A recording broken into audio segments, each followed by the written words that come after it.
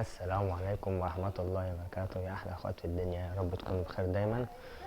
وإن شاء الله كده نشوفكم السنة دي من المقبولين في كلية الشرطة بإذن الله.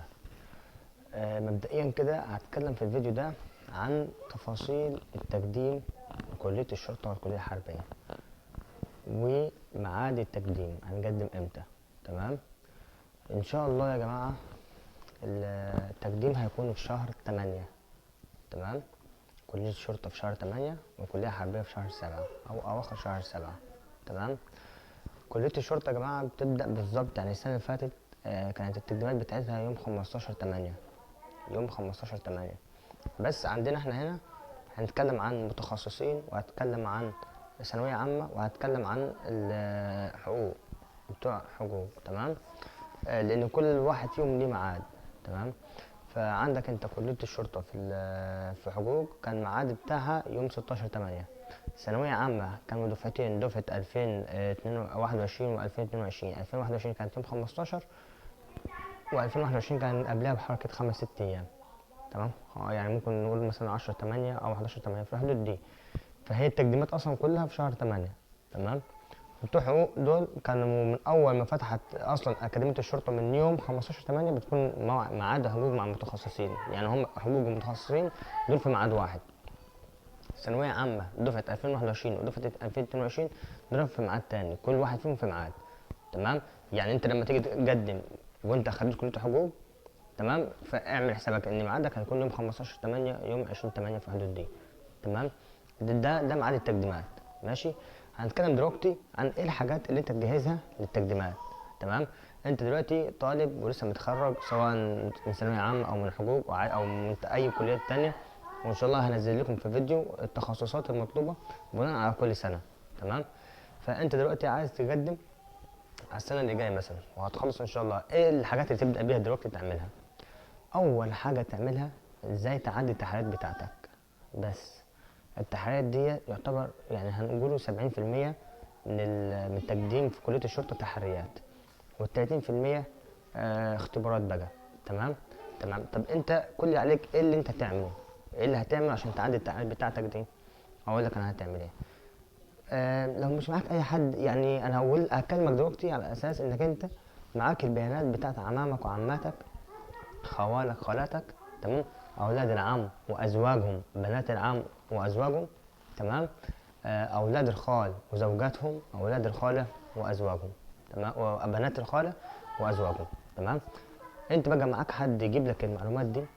ماشي. الرقم القومي بس، هات الرقم القومي بتاعه والاسم، وهتروح بيه في المركز، القسم التابع ليه. هتروح هناك وتتكلم، يعني تشوف بقى حد يكون ليك علاقه مع حد، اهم حاجه يكون ليك علاقه مع حد، وتاخد انت البيانات دي تكتبها في ورقه. الست جرابة اللي هم الاربع درجات هتاخدهم. تمام. وتروح رايح بيهم فين؟ تروح رايح بيهم في الجسم. هتشوف في قضايا، لو مثلا لقيت على عامة قضية ومنتهية هتعمل حاجة اسمها ايه؟ محو القضية. تمام. واتمنى انك تبدأ في الاجراءات بتاعة محو القضية في الفترة اللي احنا فيها دي. ليه بقى؟ عشان خاطر ان محو القضية دي بياخد فترة ما بين شهرين ل5-6 شهور، او شهرين و4 شهور على حسب الجسم، برضو على حسب المحكمة، وانت عارف المصالح الحكومية يعني. تمام. دي اهم حاجة تعملها دلوقتي، بحيث تعدي انك انت تبقى تحرياتك الملف بتاعك رايح لهم سليم، مش رايح فيه اي مشاكل نهائي. تمام. تمام. ده موضوع التحريات. ده بالنسبة للناس اللي معاها حد في المركز. طب انت في الجسم، طب انت مش معاك حد هتعمل ايه؟ لو انت مش معاك حد هتضطر انك انت تطلع شهادة ميلاد. شهادة ميلاد، كل شهادة ميلاد دلوقتي هتطلعها مثلا عمك. تمام. ان انت مثلا معاك خلافات او مشاكل مع عمك ومش عايز يديك اي بيانات ليه او من مرته، تاخد اسم مرته. تمام. وتاخد اسمه هو، شهادة ميلاد باسمه وشهادة ميلاد باسم مرته. تمام. وهتلاقي شهادة الميلاد مكتوب فيها رقم القومي. ده لو انت شاكك في عمك ده ان هو عليه حاجة. تمام. عشان ما تصرفش كتير. تمام. ومن ناحية تاني انك انت مش هو مش عايز يديك معلومات، مش عايز يديك الرقم القومي، مش عايز يديك اي حاجة. فبالتالي انت كده هتضطر انك انت تروح تجيب البيانات دي. تمام. ده موضوع التحريات، لازم اول حاجة انك انت تعدي منها، ويعتبر دي اهم نقطة. دي اهم نقطة او اهم حاجة تعملها في الفترة اللي انت فيها دلوقتي. تمام. تمام. الحاجة التانية هتكلم عنها بس عشان ما اطولش عليكم. الحاجة التانية هتكون القيد العائلي. القيد العائلي مدته سنة، عايز تعمله من دلوقتي ماشي، عايز تعمله بعد شهر او 2 أو 3 ماشي. تمام. كلية الشرطة بتجبر التعذر؟ بتجبر التعذر. تمام. تمام. اما الكلية الحربية لا، كلية الشرطة ما بتجبرش التعذر، معلش، كلية الشرطة مش بتجبر التعذر، الكلية الحربية هي اللي بتجبر التعذر. انت هتحتاج ايه معاك؟ 3 قيود عائلية: قيد عائلي للأب، قيد عائلي للجد للأب، قيد عائلي للجد للأم. تمام. انا اتكلمت في فيديو قبل كده يعني ازاي تطلع قيد عائلي، ممكن تشوفه وده هيريحك كتير يعني. تمام. وهسيب لكم الرابط بتاع الفيديو في صندوق الوصف، وانت بقى ادخل اتفرج على الفيديو وشوف دي الاوراق المطلوبه في القيد العائلي. تمام. تمام. فانت رايي الشخصي انا يعني استنى كلها بس شهرين كده ولا حاجه، وابدا ايه، اعمل قيد عائلي. لو انت الاوراق المطلوبه موجوده معاك وجاهزه، لا مش موجوده وصعب انك انت توفرها دلوقتي، يبقى خلاص كده اتفرج على الفيديو وشوف انت هتعمل ايه بالظبط في القيد العائلي بتاعتك. تمام. تمام.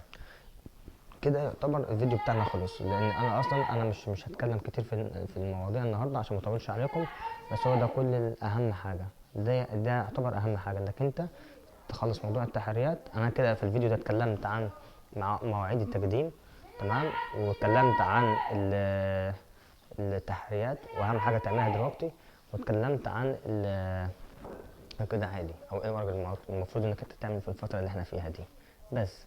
فلو انت الفيديو عجبك اتمنى تعمل اشتراك وتفعل زر الجرس عشان يوصلك كل جديد. تمام.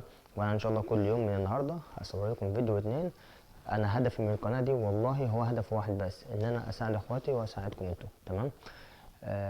مش فيش ماليش في القناه دي اي حاجه تانية غير كده، واغلبيتكم او اغلبيه الناس اللي عندي عارفه ان انا هم اصلا مشجعين ان انا اعمل المحتوى ده. تمام. فلو في عندك اي سؤال او اي استفسار سيبه في الكومنت وانا برد على كل الناس. تمام. تحياتي اخوكم طارق البدري.